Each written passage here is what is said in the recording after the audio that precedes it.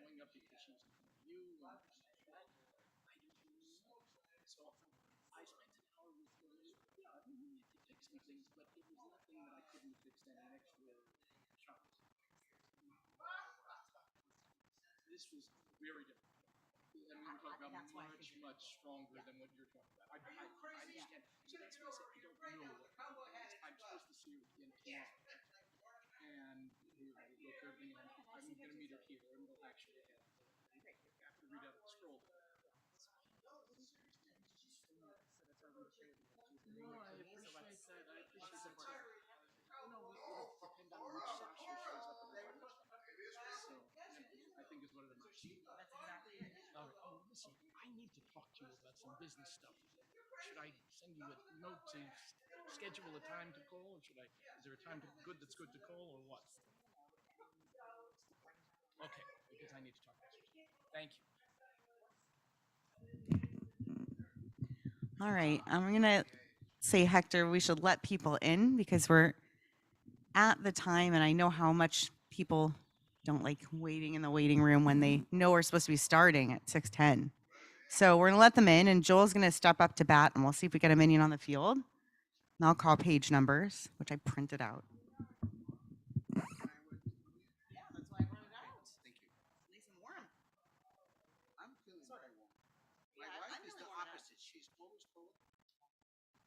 I'm overheated. I'm with you. I'll call.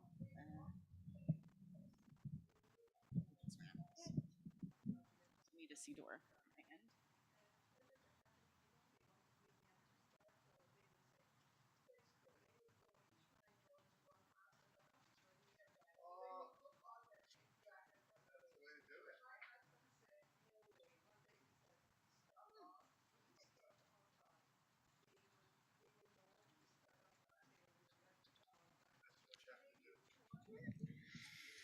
Okay, Shabbat Shalom, everybody.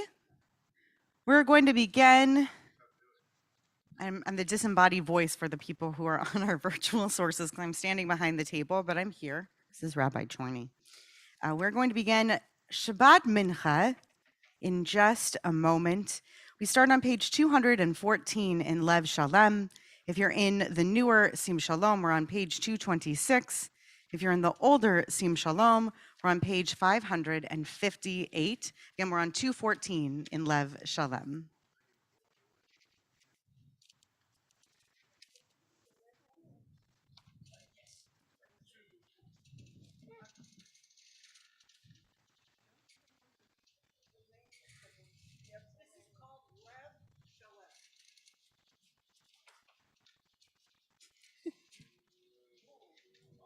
Whenever you're ready, Joel.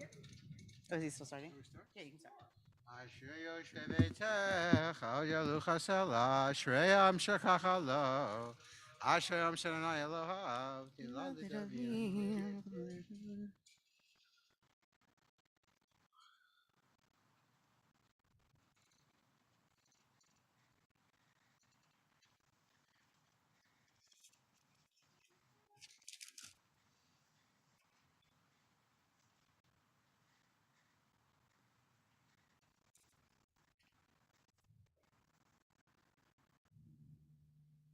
תהילת אדוני ידבר פי, ברך עושה שם קשר לעולם ואוהב, אנחנו נברכיה, נתעבד עולם, הללויה. ובא לציון ולשמש ברכך בהכל.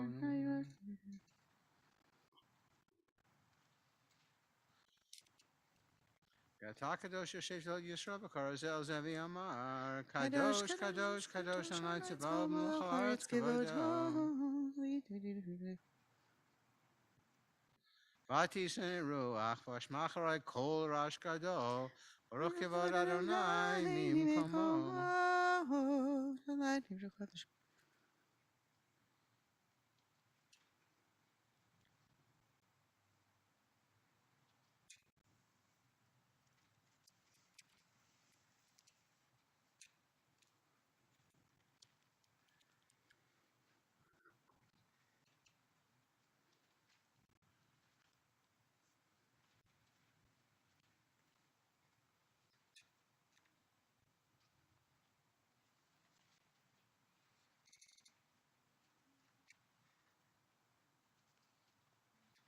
ויפתחו בך ידי שמך, כי לא עזבת ראשך, אדוני. על מכבס מציקו, יגדיל תורה וידיר.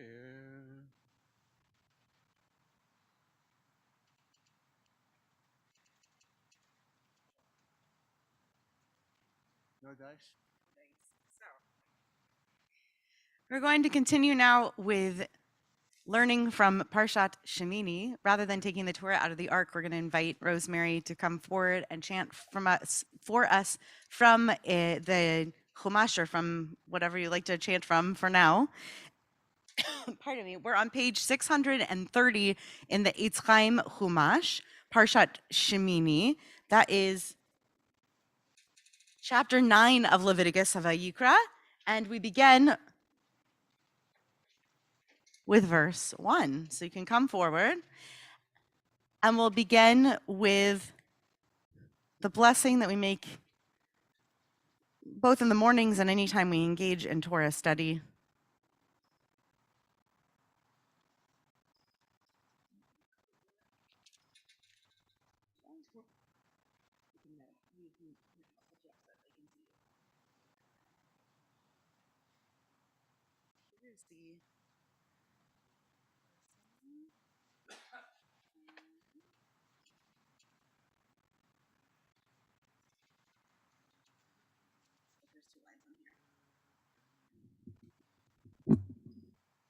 ברוך אתה אדוני אלוהינו מלך העולם אשר קידשנו במצוותיו וציוונו לעשות דברי תורה. Amen. ויהי ביום השמיני קרא משה לאהרון ולבניו ולזקני ישראל ויאמר אל אהרון קח לך עגל בן בקר לחטאת ועיל לעולת תמימים והקרב לפני אדוני ואל בני ישראל תדבר לאמור קחו שעיר עזים לחטאת ועגל וכבש בני שנה תמימים לעולה ושור ועיל לשלמים לזבוח לפני אדוני ומנחה בלולב השמן כי היום אדוני נראה עליכם ויקחו את אשר ציווה משה אל פני אוהל מועד ויקרבו כל העדה ויעמדו לפני אדוני ויאמר משה זה הדבר אשר ציווה אדוני תעשו וירא עליכם כבוד אדוני ויאמר משה לאהרון קרב אל המזבח ועשה את חטאתך ואת עולתך וכפר בעדך ובעד העם ועשה את קורבן העם וכפר בעדם כאשר ציווה אדוני ויקרב אהרון אל המזבח וישחט את עגל החטאת אשר לו ויקריבו בני אהרון את הדם אליו ויטבול אצבעו בדם וייתן על קרנות המזבח ואת הדם יצק אל יסוד המזבח ואת החלב ואת הכליות ואת היותרת מן הכבד מן החטאת הקטיר המזבח כאשר ציווה אדוני את משה ואת הבשר ואת האור שרף באש מחוץ למחנה, וישחט את העולה, וימציאו בני אהרון אליו את הדם, ויזרקהו על המזבח סביב, ואת העולה המציאו אליו לנתחיה, ואת הראש ויקטר על המזבח, וירחץ את הקרב ואת הקרעים, ויקטר על העולה המזבחה, ויקרב את קורבן העם, ויקח את שעיר החטאת אשר לעם, וישחטהו ויחטאו כראשון, ויקרב את העולה, ויעשה כמשפט.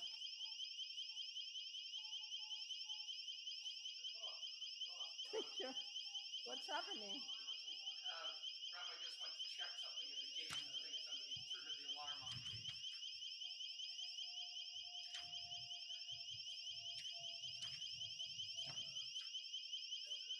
Rabbi Chorny will be back in just a moment.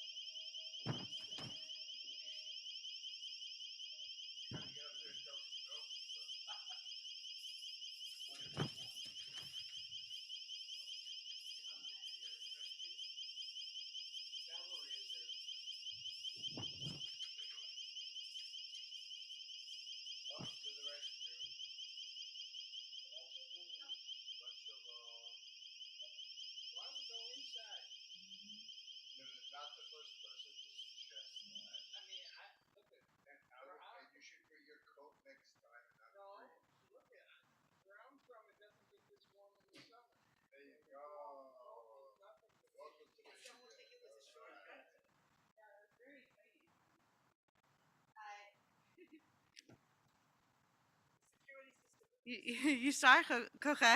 Rosemary, and a beautiful reading of Parshat Shmini. We just had a census bureau official coming by, and they did not know that was very much not an entrance to our building.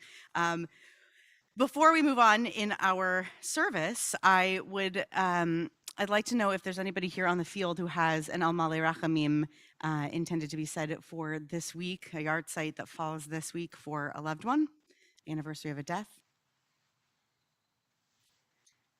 Is there anyone on Zoom that applies to?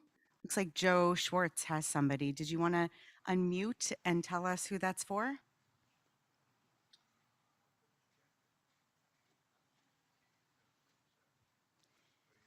We'll need Hector's help to do that. So Hector, as soon as you're able to help Joe do that, then we'll be able to hear Joe and get that name.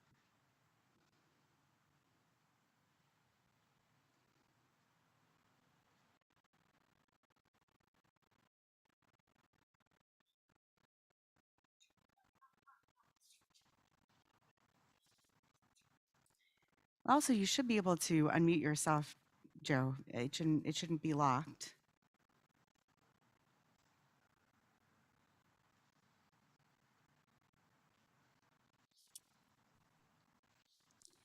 Oh, Let's give it a okay. second. Oh, there you go. Yep, I can hear you. Wonderful. That's the art site of my grandfather, Charles Lubelski. I don't know his Hebrew name, unfortunately. Okay, can you say his name one more time? Charles? Charles Lubelski. Lubowski, okay. No, Lubelski. Lubelski, okay, got it. Lubelsky. Okay. El Malei Rachamim, shochain b'meromim, hamatzei menucha nechona, tachat kanfei hashchina, b'malot kedoshim u'torim, kizar harakim asirim, lenishmat Charles Lebowski, שהלך לעולמו בגני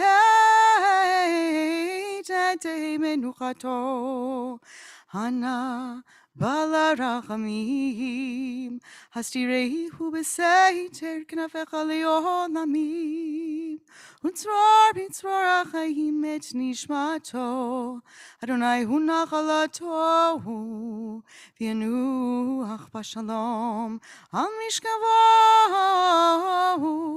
ונאמר Amen.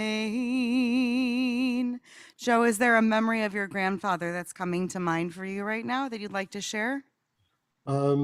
He actually took me to my first baseball game when I was a little kid. When I was 9, he took me to a New York Mets game at Shea Stadium. He lived in Flushing, so he lived near the stadium. And it was the Mets playing the Cincinnati Reds, but the Mets lost. Even though they lost, it sounds like you really won with a memory there. Thank you for sharing that that sweet memory and for bringing your grandfather's memory into the context and into the midst of this kahal. Yehi zichro baruch. May his memory continue to be for a blessing for you. Thank Is you. there anybody else who is on Zoom who has a yard site to mark this week? Okay.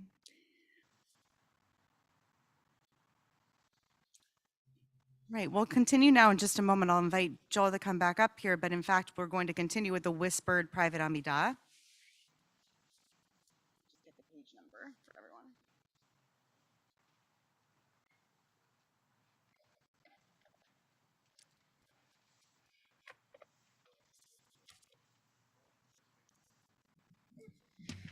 The Amidah is recited individually and standing. It begins on page 223 in Lev Shalem, 234 in the newer Sim Shalom, and 574 in the older Sim Shalom.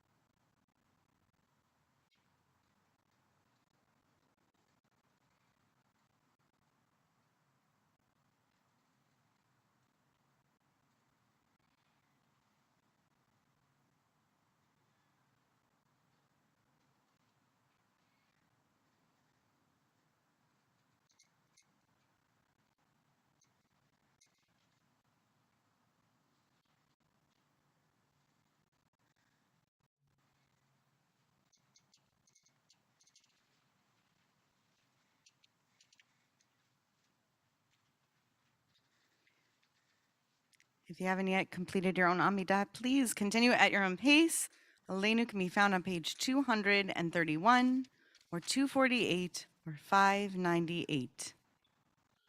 Aleinu l'shabeach ladon hakol, lateke dula liotzer breshit.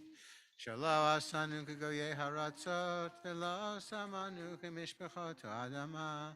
Shalo sam chalkeinu kahem, v'gor aleinu kechol hamonam, v'anachnu korim u'mistachavim u'modim. Lifnei melech malchei hamlachim, HaKadosh Baruch Hu.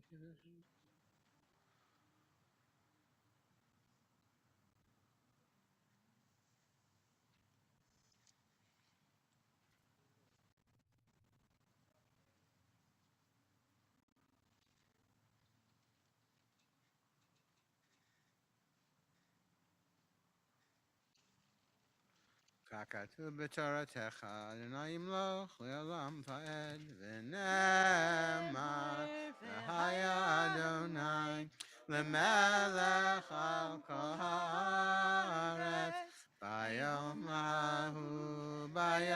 hahu, yeh Adonai echad, u'shemo, u'shemo, u'shemo, echad. Mourner's Kaddish can be found on 232, 249, or 600. Yitkadal v'yitkadash shemei rabbah, v'yalmad divrach hirutei, v'yamlich malchutei, v'chayechon v'yamechon v'chayei dechol beit Yisrael, b'agala v'zman kariv v'yimru amen. Yehei shmei rabbah mevorach le'olam u'me'omaya. Yitbarach v'yishtabach v'yitpa'ar v'yitramam v'yitnaseh. V'yitadar v'yitaleh v'yitalal shmei dekudisha b'richu. Le'ela min kol birchata v'shirata tushbechata v'nechemata da'amiran ba'oma v'imru amen. Yehei shlama rabba min shemaya v'chayim aleinu v'al kol Yisrael v'imru amen. Oseh shalom b'mromav hu yaseh shalom aleinu v'al kol Yisrael v'imru amen.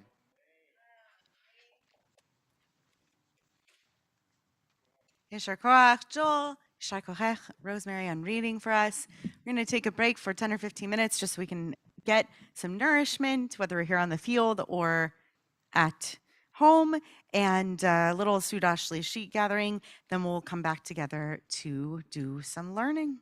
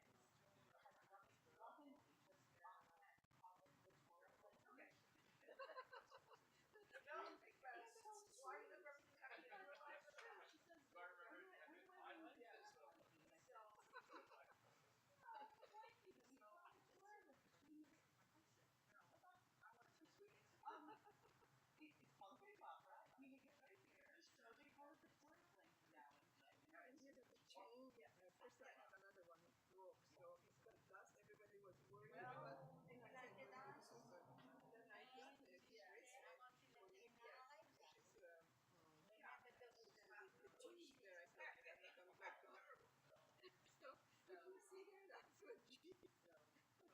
But it's the biggest chain I could buy, so it was great. But that's a nice. I see a baby having the blanket.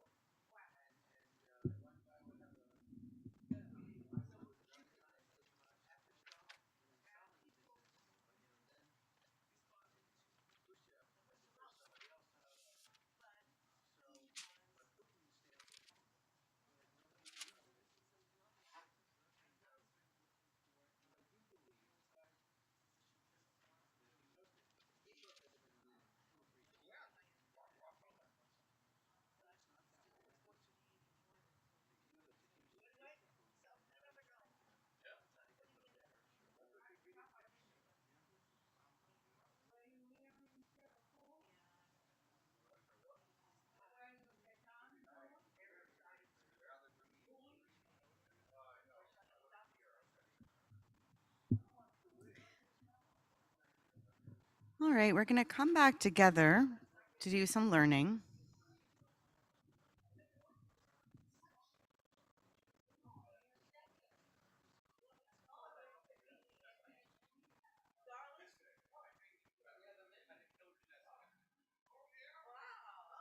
Well, a nice crowd is coming in. Perfect timing to come and grab a seat.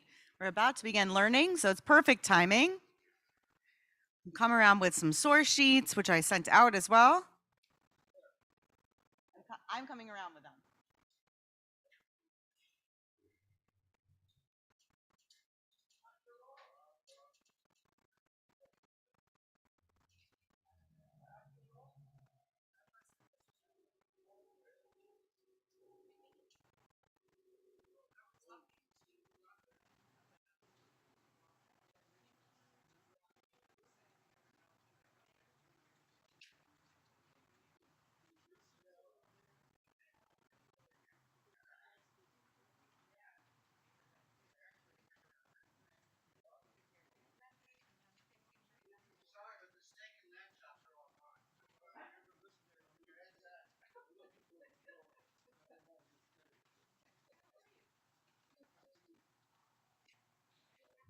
Okay, we're going to begin learning.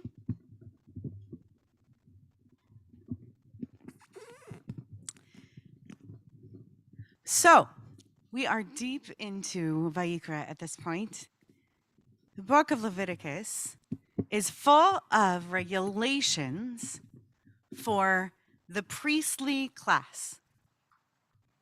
So, we have lots of paragraphs, lots of sections of Tzav and now Parshat Shemini in the week that we're anticipating that have us reading about the expectations of God as they're supposed to be conveyed by Moses to his brother and to his brother's sons as to the ways in which they are expected to behave and the things from which they are expected to refrain. I'm going to start in the same place where I intend to end, which is to say that it's important to note that what we're about to learn about is not by far the only restriction given in this long section, this long chapter, as the chapter divisions are later in Christian divisions. And it's not even the only set of restrictions that has given to it specifically the restrictions that are punishable by death, or rather come with them with a threat of death of some sort. So if you were to look back, if you have still a Hebrew Bible or a Chumash in front of you and it interests you, you could start at the beginning of chapter 10 And you would see that there are all sorts of things that the sons of Aaron were called upon not to do. Moshe calls Mishael and Elsaphon. Those are great names you do not hear often enough these days. Sons of Uziel, also great name, Uzi, the uncle of Aaron, and said to them, come forward, carry your kinsmen away from the front of the sanctuary to a place outside the camp. They come forward. They take them out of the camp by their tunics as Moses had ordered. And Moses says to Aaron and to his sons, Eleazar and Itamar, the ones we know a little bit better, and yet do you hear that many Itamars? Not so many these days either. And he says to them first, don't uncover your heads, don't rip your clothes, because you might, velo tamutu, because lest you die, velo tamutu, ve'al kol ha'ida yiksof achechem kol beit Yisrael yivku et hasrefa asher saraf Adonai. Because,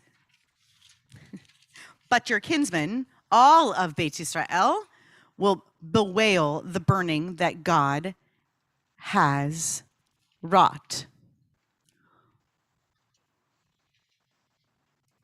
What is the burning that God has wrought?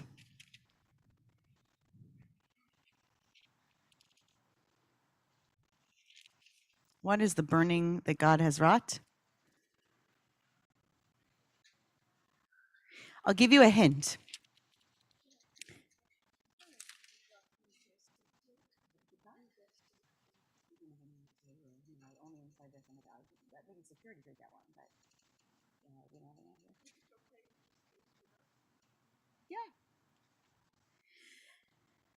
So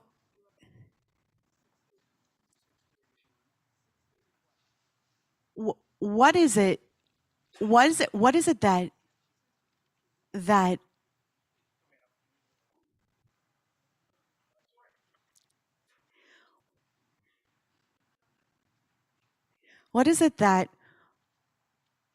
that Eleazar and Itamar, what is it that Moshe is saying, don't rend your clothes, don't bury your heads? What are they being warned about in this moment? Not to go about doing lest they die. The hint is that Aharon has just silenced himself. Vayidom Aharon. What's the moment that he silences himself from? Right. Nadav and Avihu, their brothers, Aaron's two sons, have just died because they brought strange fire before the Lord.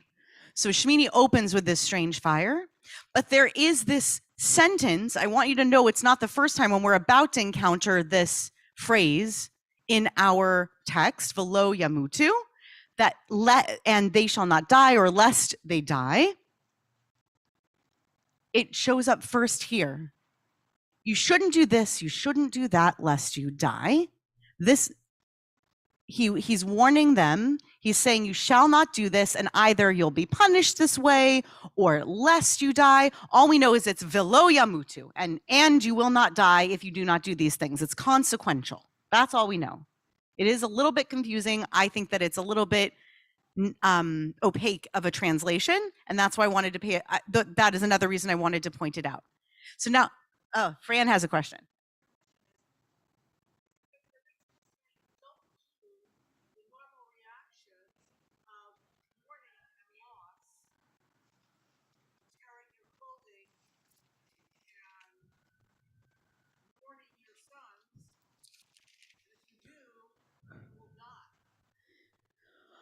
Right. There, Fran is noting that they're being told that if they go about doing the normal, what would have been considered typical mourning practices for their brothers in this scenario, they will perhaps face death themselves. I won't get too deeply into this, but it is likely the case that we're supposed to understand this through the lens that their death was warranted. Okay? It's likely that we're supposed to understand it in that way. It might also induce chaos. There are all sorts of reasons why it might be the case. But either way, we have this idea that Moshe sometimes has the responsibility to teach his brother and his nephews, this priestly class, there are things that you're not supposed to do. And not only are you not supposed to do them in the moment, but it's important that you not do it now and not for all the generations, because it's going to have consequences for you and for others. And that's where we're starting our learning from. So I pulled out a set of a few verses that end this section, the section that has within it from the beginning of Parshat Shmini, the death of the sons of Aaron, ends that chapter, this 10th chapter. Again, the chapter divisions are later, but this section of our Parsha ends with the following set of verses. Yayin v'shechar al tesht. Wine and other intoxicant you shall not drink. Ata uvanecha itach, you or your sons with you. Bivoachem el ohel moed, in your going into, in your coming into the tent of meeting. Velo tamutu, there's the phrase, and you shall not die, you will not die, or lest you not die consequently. Chukat olam ledorotechem. This too is a repeating trope in Vayikra, particularly from Moshe to the priestly class. This is a law, a chok, olam, forever, lidorotechem, unto the generations. It's not just for now, it's always. Ul havdil bein hakodesh uvein hachol. That should sound familiar. We're going to be doing it in about an hour, right? And to differentiate between the holy and the profane. That sounds like Havdalah, right? The rabbis are going to have a field day with the connection of the last verse and this verse. This is a very interesting place to go in the text.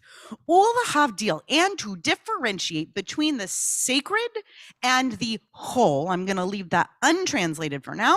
Uvein hatameh, uvein hatahor, and the ritually ready or pure. Uvein hatahor, the unready and the ready, the tahor.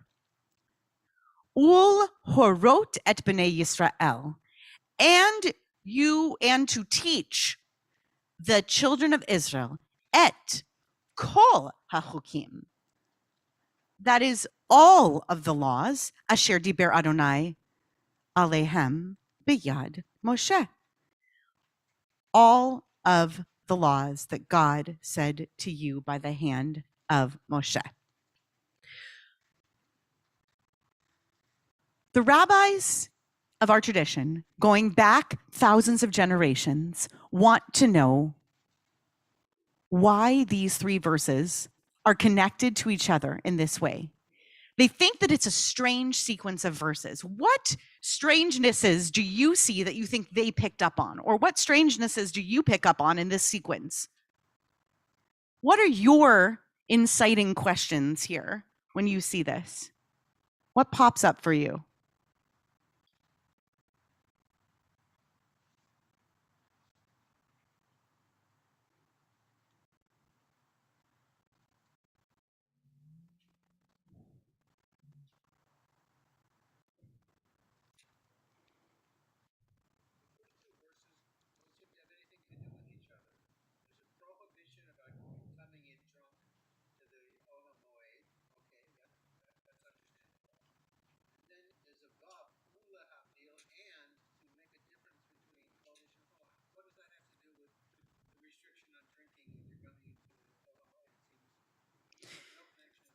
Great.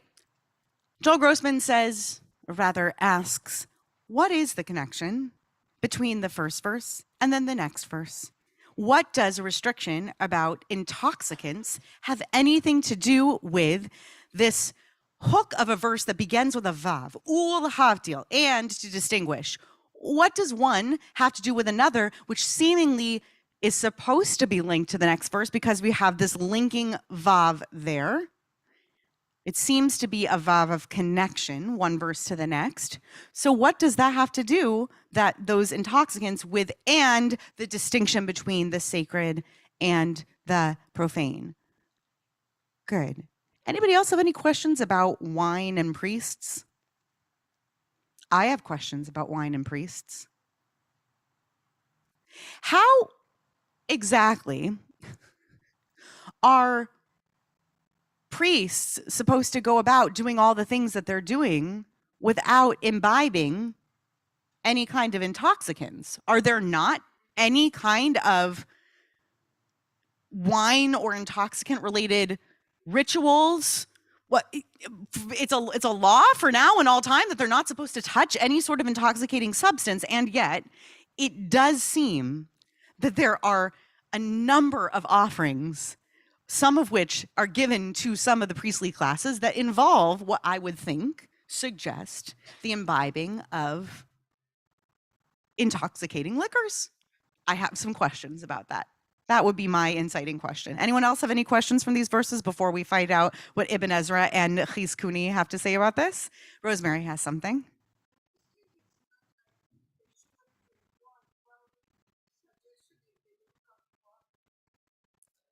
So Rosemary wants to know, like, is it exactly a suggestion that they drink wine? Is it that they shouldn't come drunk? It doesn't say that don't come drunk, though.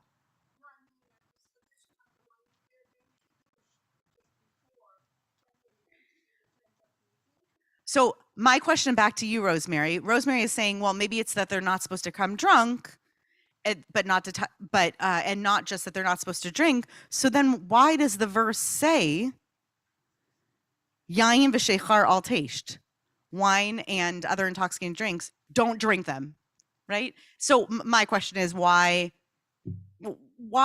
say that and not say don't come drunk, right?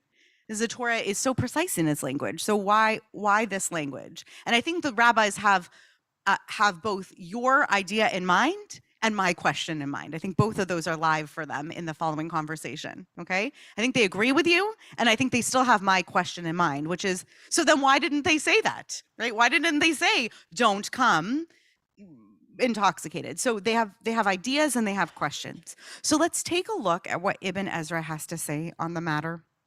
So Ibn Ezra immediately, I'm bringing him first because what I like is that Ibn Ezra, you can always tell what his interests are by seeing what his hook is, what word got him in to the sentence. So the word that's his inciting word, that's his hook, is v'sheichar. He wants to know why it's yain v'sheichar, why it's not just all drink, right? Why specify v'sheichar? What is it that adds to the verse, or that's specifically giving to us in this moment? So he says, okay, what drink are we talking about? It doesn't say that on the page, but that's what he's asking. What drink exactly are we talking about? That's the question he's going to try to answer. Asui mimin chita, the kind that's made from any kind of wheat, which would be beer, yeah, okay. Or dvash, or honey. Anyone ever had, like some sort of a mead? Oh, it's good stuff. It's very interesting. There are other honey liqueurs too. O dvash, tmarim, date liqueur. Super interesting, right? Ki hayayin mashchit hada'at lishotav v'tarbulo hadvarim. Because wine destroys the reason of the one who imbibes it, and that person, they mix up things, they confuse things. Al kain ul havdil. That's why, says Ibn Ezra, you get the next verse, ul havdil. Ki ata kohen gadol v'tavdil bein makom hakodesh uvein hachol v'hu melashon chilul gam yitachen bein yom kodesh lechol. So he says a few really interesting things first. He says that's why we get the next verse that says, Ul havdil, so that it says, well, you will know where it's appropriate to drink. It's not that you can't drink at all. It's specifically bevoachem et ohel moed, and you will know to differentiate between the places. I'm going to be really clear here. The places, says Ibn Ezra, that are Kodesh and Chol. That's one idea Ibn Ezra has. The priest will know how to differentiate between the places that are Kodesh and Chol and know not to do it with, that's the implication there. Know not to get all shigered, all exactly from shecher. Know not to get inappropriately inebriated before going to those places of Kedusha, of sanctity. Or Ibn Ezra says there's something else we should be aware of.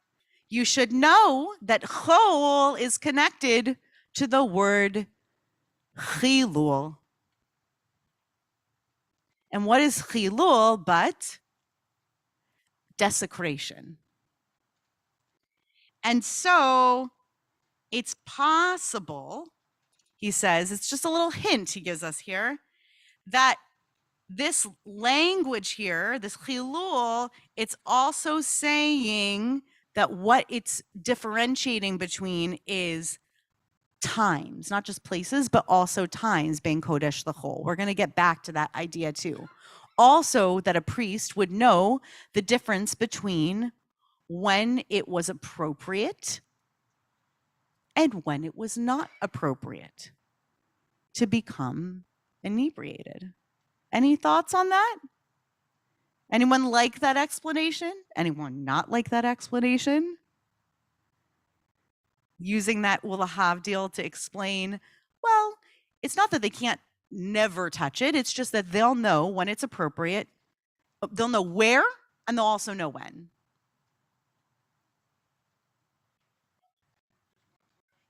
Okay, Bob has a question. Mm-hmm.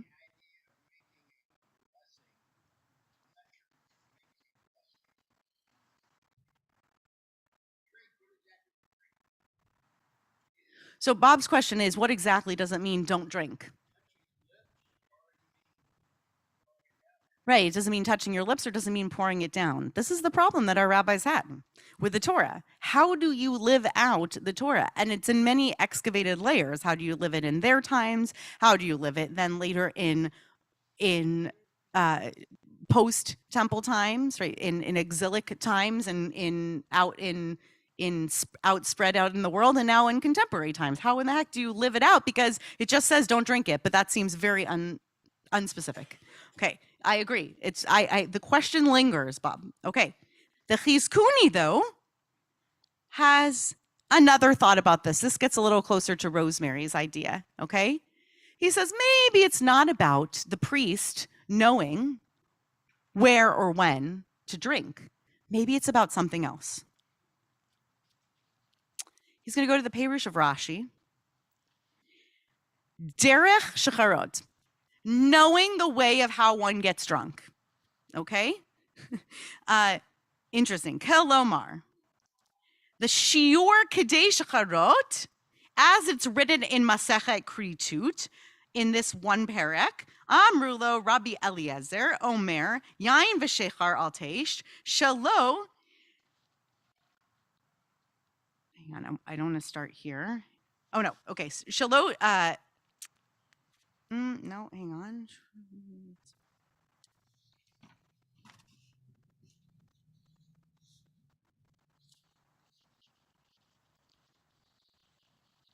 Yes. Shalo tishehu kederech shechoroto. Ha im hapsik bo o im natan letocho mayim kol shehu pator. So he says, what happens is that in the Talmud, in Tractate Kritut, Rabbi Eliezer brings an understanding of this verse in which he says that it means don't drink the wine in a quantity where it's going to make you drunk, But what that means is, for example, that probably priests would know to mix water into their wine in the appropriate quantity, like limzog kos yain, as in the language of the Pesach Seder that we get from Mishnah Pesachim and Talmud Pesachim.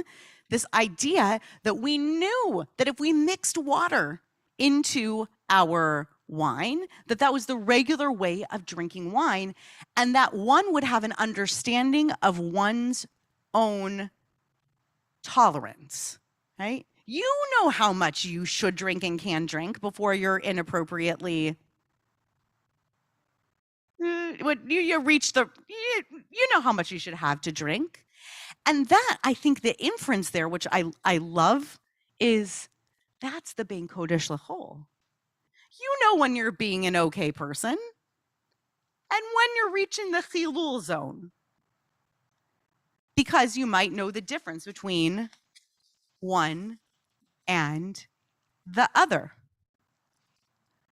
Rashbam, who's Rashi's grandson, takes it an entirely different direction. And I'm going to show my cards here and say, I think he's got the best take.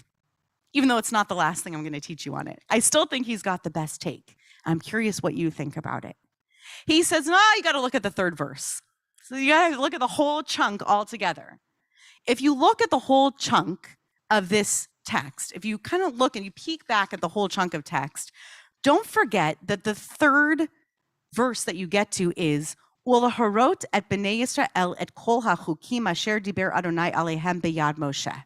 Now, on surface value, the basic meaning of this verse, the pshat, simplest meaning of this verse, is probably to end this entire section. Remember, I said to you, this is the end of a really long section of directives about what the priestly class is supposed to do.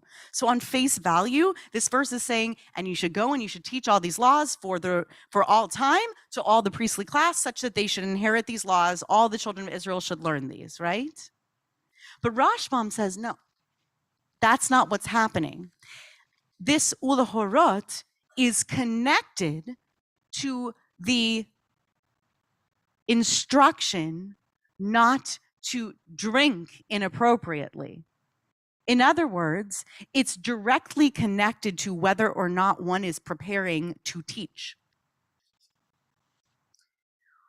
Ulahavdil, Ulahorot. Do you see that? Those are his inciting words. He connects those two, because he sees those next two psukim, those next two verses, starting in such an interesting way. Even Joel, you picked up on this idea that the next verse started Ulahavdil, but Rashbam takes it a little bit further. He says the next verse begins Ulahorot. So there's a pattern being set up here that's teaching us something, says Rashbam. He says, Ulahavdil, Ulahorot. We're going to differentiate ourselves, and it's for the sake of teaching it appropriately. And Kamo she'amru chachamim, as our sages said in Eruvin, in the tract of Eruvin in 64, that a judge or a teacher in a state of intoxication must not issue any halachic rulings.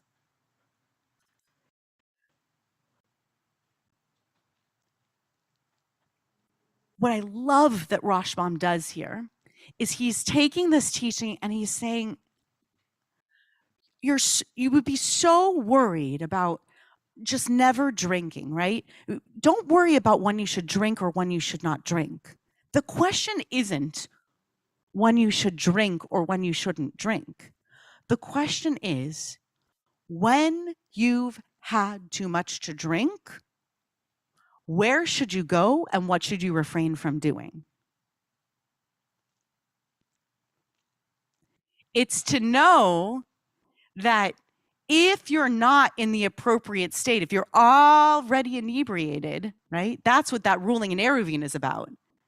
So you're too worried, says Rashbam, about all these other commentators about, oh, should you drink it all? And when should you drink? And how much should you drink? Should you water down your wine? That's not what he's worried about. He says, once you've drunk, where can you go? What can you do? What are your limits? You have to know yourself. You have to know yourself. Any comments or questions on that before I teach this Gemara? It's going to be the last one I teach. Last piece. Any thoughts on that? Yeah, Rosemary has a thought.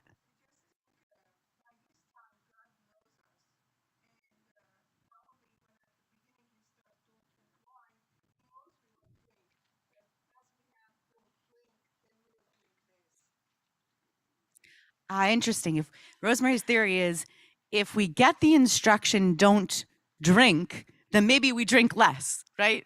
So if we know we're not supposed to drink at all, maybe we drink less because we know we weren't supposed to drink at all. So maybe we just have a little bit. There must be some legal principle that's named after that idea. Do any of the lawyers who are here know what that's called? I'm sure there's a principle that's like when you're told no, and therefore you only do it in limited quantity because you know you're not supposed to at all, so you just do it a little bit. Right. So I like that theory, right? Because God knows us, and so we're given this full limitation, knowing probably going to violate it just a little bit. That's at least an entertaining theory. Fran has a thought.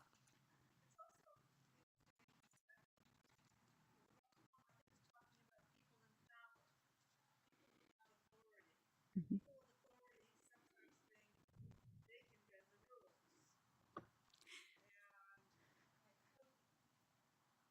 Well, I think all sorts of authorities, because they're not just talking about kings, they're talking about judges and teachers who are in all sorts of institutions. And you can think, well,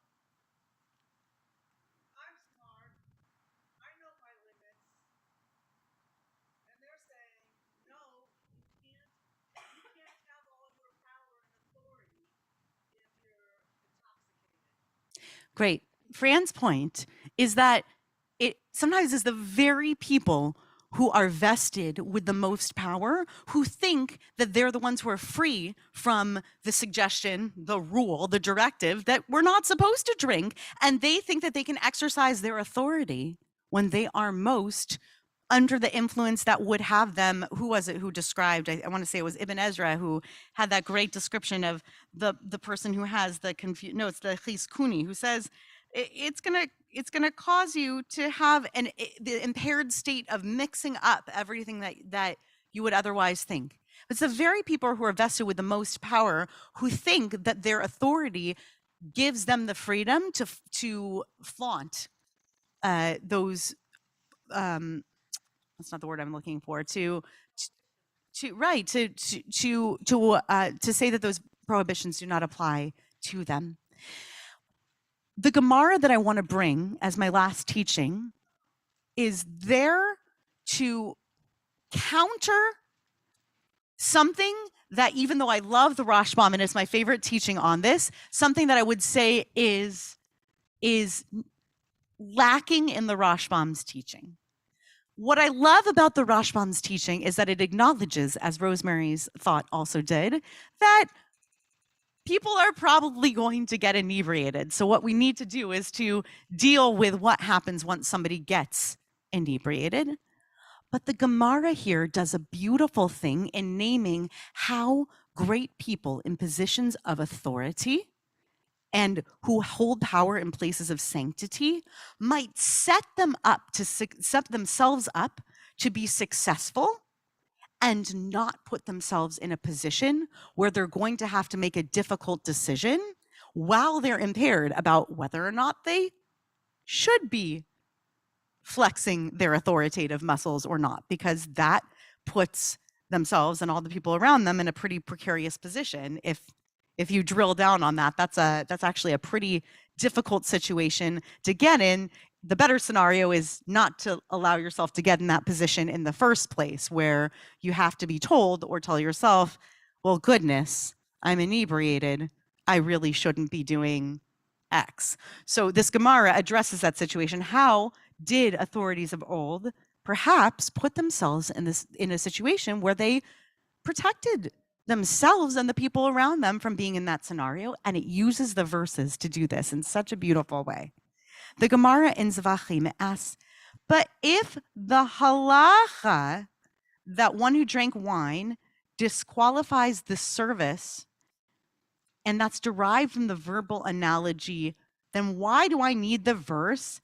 Well, the havdil, right? Why do I need that difference between the holy and the profane? And here's what the Gemara responds.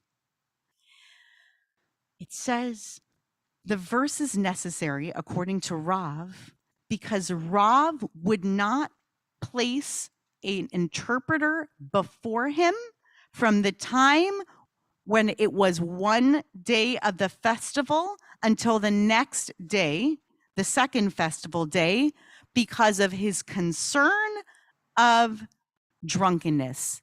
And I think that the explanation here, which is just a gloss on the page of the translation, is a beautiful explanation. Rav was concerned that he would not issue a proper ruling because it was customary to drink wine on the festivals. And the verse states, and that you may put difference between the holy and the common, and between the impure and the pure, and that you may teach the children of Israel all the statutes which the Lord has spoken, indicating that one who drank wine may not issue a halachic ruling. In other words, Zvachim, Rav, as quoted here in Zvachim, says, Ulahavdil ben kodesh lechol, what does that refer to? They would say, you know what? We're going to close down the Beit Din during festival days, just in case. There's a little too much drinking. So I'm going to close with a story. I want to tell you guys a story. We were just watching Encanto in our house. You knew Encanto was going to come in, right? Everyone's talking about Bruno and Encanto. I had to make the joke. Okay, so Encanto, this movie, it's a beautiful new Disney movie. Lin-Manuel Miranda does a lot of the music in it, and it takes place in some of the mountainside village areas of Colombia. What you may or may not know about my family is that my husband and his parents grew up, each of them, in Bogota, in Colombia. And in their growing up there, they each lived through different series of political turmoil all throughout the past many decades there. And I had the merit of traveling down in 2010 with Daniel, and his mom was there at the time as well. And I got to know Bogota, and it was a really amazing experience. One night when I was down in Bogota, we went out to this incredible carnival of a restaurant. It was amazing. It's a place that's known for its whole fried fish. It was out of this world. It was like a whole place that was built out of tchotchkes. It was colorful. It was like a permanent carnival of a restaurant, just fun-filled and awesome. And Daniel was particularly excited for me to try out a drink that is a popular drink in Colombia, which is a mix of a Pilsner and also a popular Colombian soda that tastes a little bit like cotton candy. It's like a sweet, sugary soda, but when mixed with Pilsner is a really refreshing drink that's very commonly had. But when we went to order, the wait staff explained that we could not order any drinks. Why could we not order any drinks? Because it was the night before Election Day.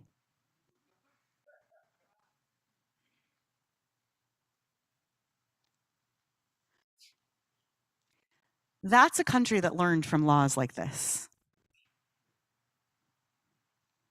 and put it in action. Okay? I'm not saying it works perfectly, but the country is doing a lot better than it was 20 years ago. But what I want to say is that it's not enough, though it's very important to know once we're in a place not to be making great decisions, it is really important to know and to surround ourselves with people who can say, hey, you're not in a place to be making great decisions. But even better is if we set ourselves up to make that havdalah between a time when we could be making good decisions and a time when we're unlikely to be making good decisions.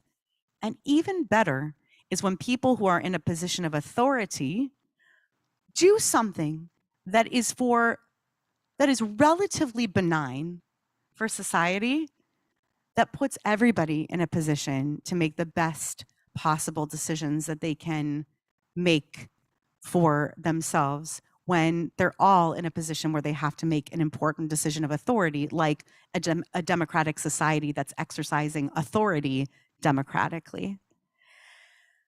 So there you go. That's Parshat Shmini. And I look forward to more laws about the priesthood coming in the coming books of Vayikra. And I wish you a Shabbat Shalom. And the next thing that we're going to do together is we're going to say Birkat Hamazon on our meal. If somebody who had bread here on the field would kindly lead us in Shir Hamalot and the Zimun, the invitational, that would be lovely. Is there a volunteer? Joel volunteers. He's going to lead us. And then once we finish with that, we'll go to Mariv.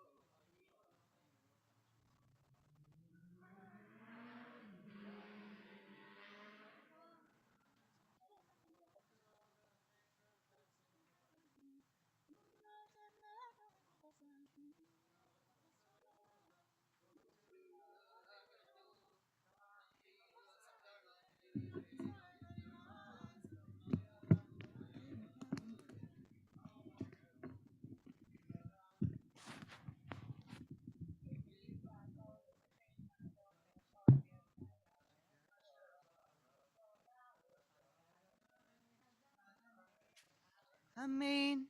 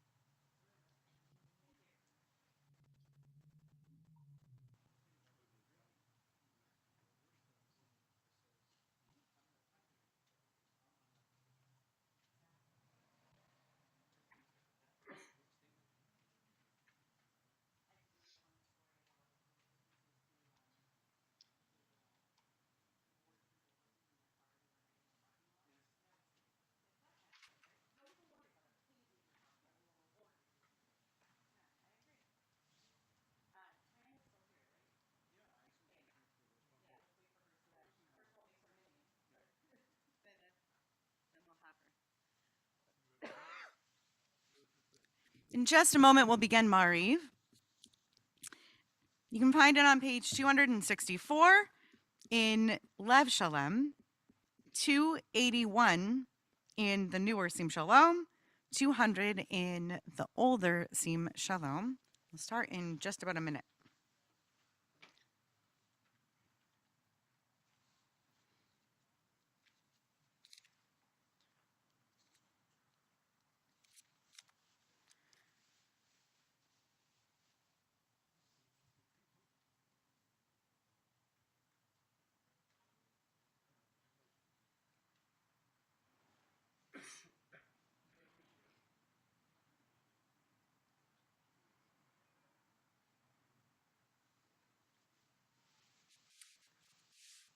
Rise in anticipation of the Baruch Hu, and after the Baruch Hu, we can be seated. Vehu rachum yichaber v'melo yashchid v'erbal yeshiva povela yair kol chamato. Adonai Yoshia melech yaneinu ve'yom koreinu. Baruch Hu et Adonai hamvorach. Baruch Adonai varach leolam va'ed. Baruch Adonai.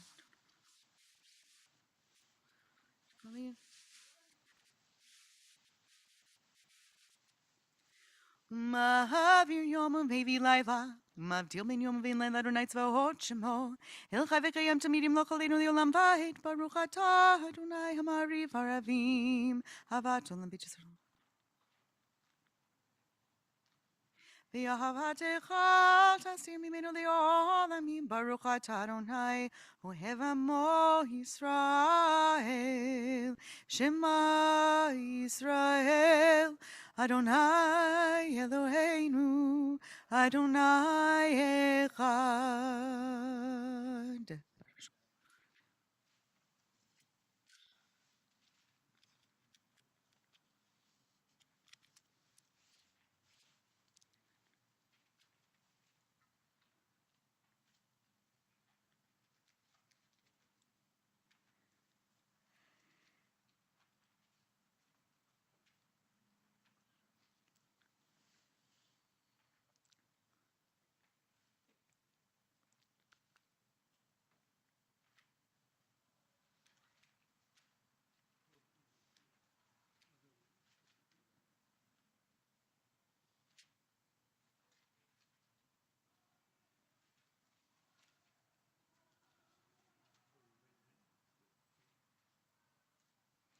Adonai Elohechem Emet.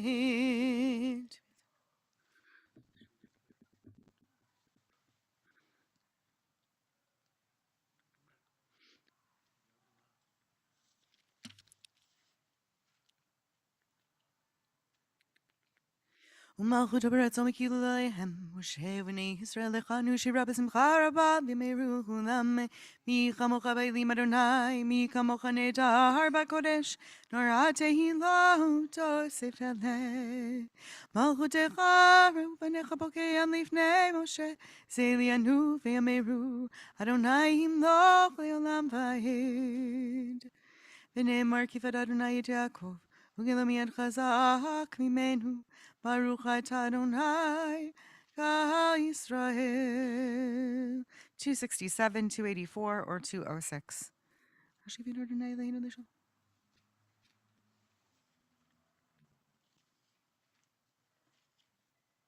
Ushmar tzeiteinu v'oeinu l'chaim u'shalom yetah v'yadolam baruch atah Adonai shomer hamo Yisrael ad.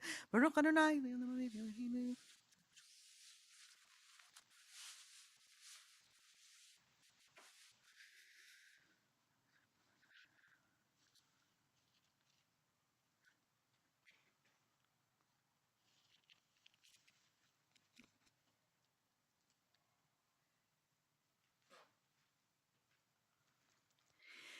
Ki hamalechut shelcha hi ulo me'ad timolch v'chabod ki ein lanu melech elata baruch atah Adonai hamelech b'chvodo tamidim lo cholenu le'olam va'ed v'al kol ma'asav yikada v'yikada shemei rabba b'yamad divrach yirtevim lich malchutei b'chayechonu v'mechonu v'chayidu kol beit Yisrael b'kalav izman kari v'meru amen yehi shemei rabba b'varach le'olam umei almaya yisbarach v'yishabach Yitbar v'jamam v'yitna sevita dar v'ita levita lao Shemedi kudesha v'richu le'lamin kol berchata v'shirata Tishbechata v'nechemata, Tamira me'ama v'imru amen.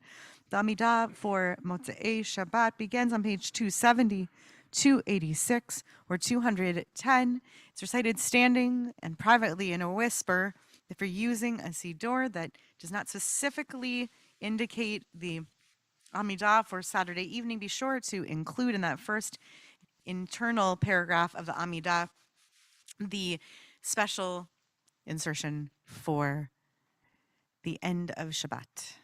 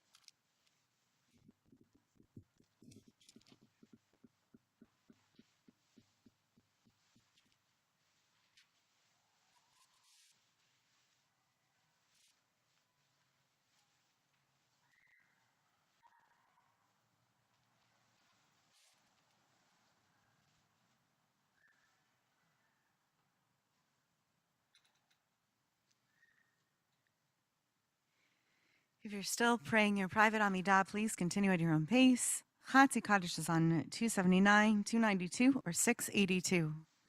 יתגדל ויתקדש מרבה, בימד יברק ירטה וימליך מלכותה, וחייכון וימלכון וחייתו כל בית ישראל, בגלה בזמן קריב יאמרו אמן, יהי שמי רבה מברך לעולם ומיום היה, יתברך וישתבח ויתפאר ויתרומם ויתנשא ויתהדר ויתעלה ויתהלל שמי קודשא בריחו, לילה מן כל ברכתה ושירתה, תושבחתה ונחמתה דמירם ביומה ויאמרו אמן. You may be seated. We continue on that page or on the next page if you are in a different siddur.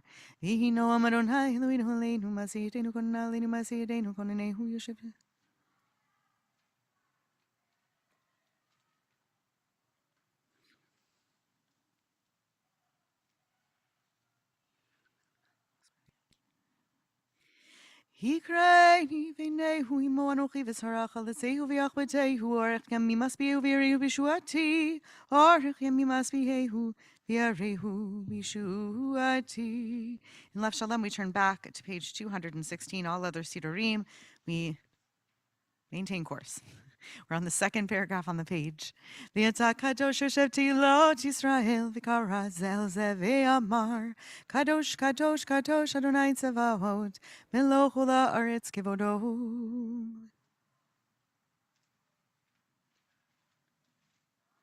V'tisaheni ruach v'shma acharei korash gadol baruch kevod Adonai mimekomod Adonai yimloch li'olam va'ed.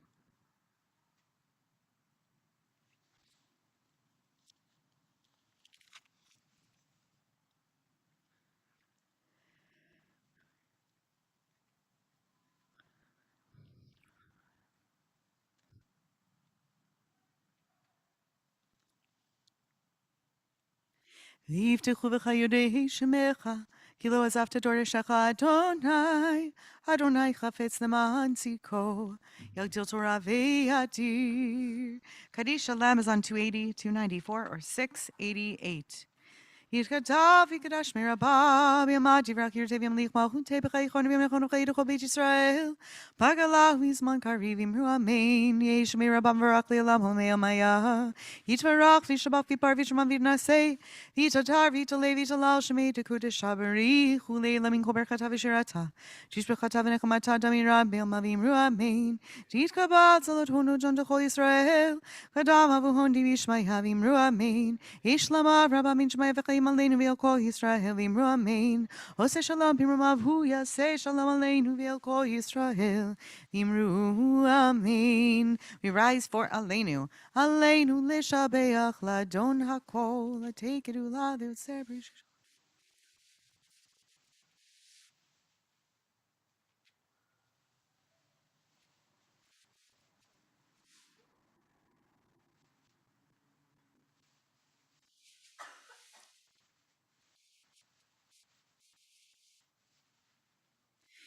ונאמר והיה אדוני למלך על כל הארץ ביום ההוא יהיה אדוני אחד ושמו אחד. Mourner's Kaddish is on 282, 298, or 698. Yitgadal v'yitkadash shemei rabbah Be'alma divra kirute v'yamlich malchute v'chayechon v'yomechon v'chayei dechol beit Yisrael ba'agala u'vizman kari v'imru amen Yehi shemei rabba mevarach le'alam u'lamei almaya Yitbarach v'yishtabach v'yitpar v'yitromam v'yitnaseh Vit hadar, vit ale, vit halal, shemei dekudsha berichu. Le'ela min kol birchata v'shirata, tush b'chata v'nechamata, damiran be'alma v'imru amen. Yehi shlama rabba min shemaya, v'chaim aleinu ve'al kol Yisrael v'imru amen. Hosei shalom b'mromav, hu ya'aseh shalom. Aleinu ve'al kol Yisrael ve'imru. Amen.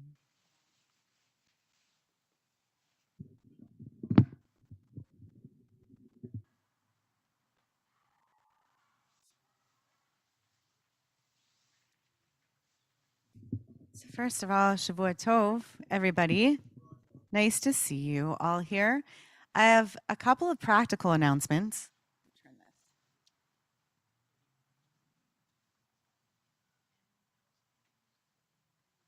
In just a moment or two, we'll do Havdalah all together. But I want to start by telling you or reminding you that we are returning starting tomorrow morning to in-person daily minyan for all daily minyanim. So starting tomorrow morning at 8 a.m., Sunday morning, 8 a.m., here in person, you can come. How about that? And we will be back here in person enjoying the company of whoever else shows up. So you should come. So in addition to that, because Nissan is coming, we're in that 4-week break between Purim and Pesach. I know, I'm sorry to remind you on Saturday night of all nights, just, enjoy yourselves for one night and then go back to worrying about Pesach coming. But for the past few years, the past couple years, we've specifically sold our chametz through the rabbinical assembly because it's an easy way for us to do that online and make sure that everyone has access to it. We're going to return to selling our chametz through the synagogue. So at our daily minanim, we'll make that available, as we will also, with the return of my personal favorite, the koshering day. It's I think Sunday, April 10th or something like that, the Sunday before Pesach, because once again, Friday night Seder and Friday night to Friday night Pesach. So we'll have the Sunday before koshering day. And so we'll have the sort of last chance chametz sale through then as well. So I encourage you to look on our website for all other Pesach offerings. We have some really outstanding programming coming up, all about preparing for Pesach. May it come a little bit closer to the years that we remember this year, going back to the way things were in certain ways and maintaining some of the cool new traditions that we've developed over the past few years. So with that, we will go to Havdalah.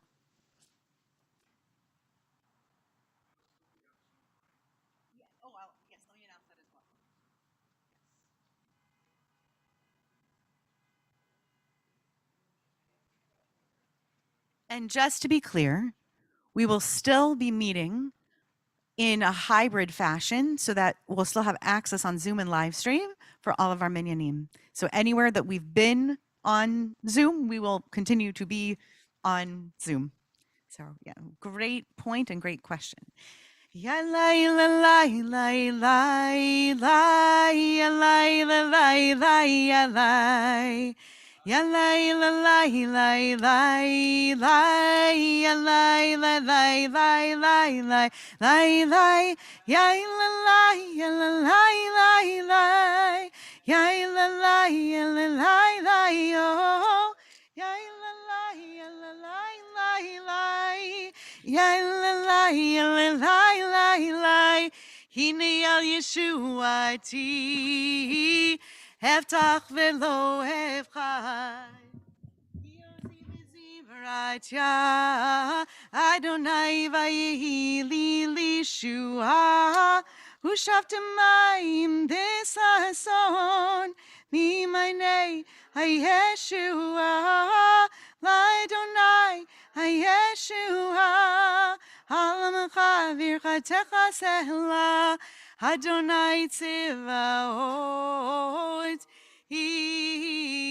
Imanu Niskav lanu Elohei Yaakov Selah Adonai Tzevaot Ashrei Adam Poteach Bach Adonai Hoshia Hamelech Yaneinu V'yom Koreinu LaYehudim Haytahora V'simcha v'sason V'ikar Kein Tihelanu Kos Yeshuot Esa U'v'shem Adonai Ekra Yainanai Yainanai Yainanai Yainanai Yainanai Yainanai Baruch atah Adonai Eloheinu melech haolam Borei peri hagafen